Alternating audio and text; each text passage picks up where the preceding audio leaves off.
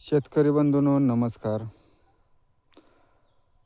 हा गहू लोकवन महाबीजचा आहे आणि या गावाला टोटल 9 पाणी होतील आणि याची उगवण क्षमता ही अतिशय चांगल्या पद्धतीने झालेली होती.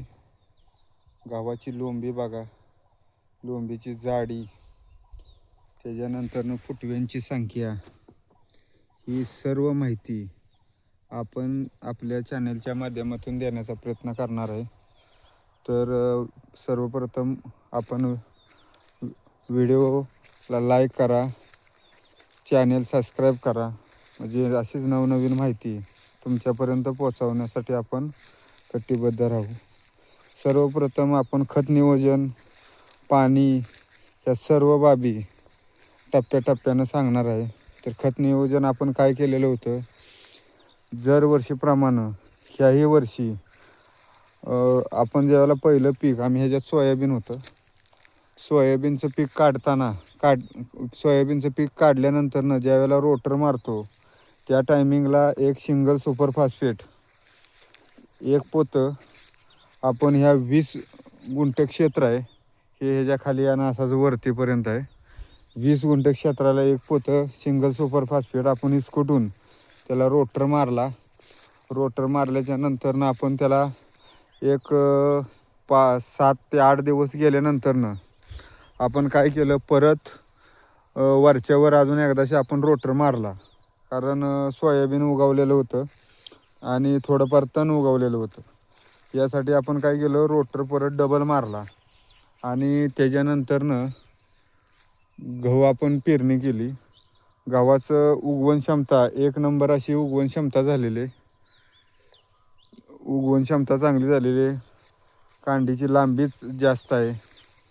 आणि या गव्हाला आपण खत व्यवस्थापन 9-24-24 हे 9-24-24 हे पेरताना दिलेलं होतं. आणि 21 दिवस झाल्यानंतरनं ह्याला ह्युमिक 3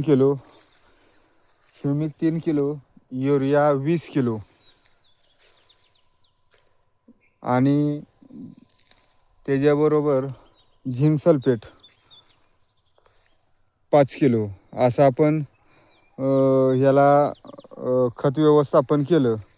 आणि त्याच्यानंतरनं एक पाणी सोडून आपण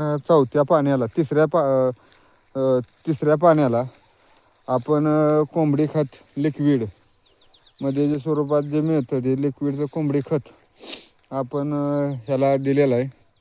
तर ह्या लिक्विडच्या कोंबडी खतामुळं आणि पहिले जे खत नियोजनानं ह्याची लांबी वगैरे गावाची यंदा गावामध्ये उताराचं प्रमाण जरी चांगलं असलं तरी फुटव्याची संख्या वातावरण चांगलं असल्यामुळं जास्त आहे. आणि या फुटव्याची संख्या जास्त असल्यामुळं जी तवरी आहे ती तवरी लहान पडलेली आहे लोकवनची.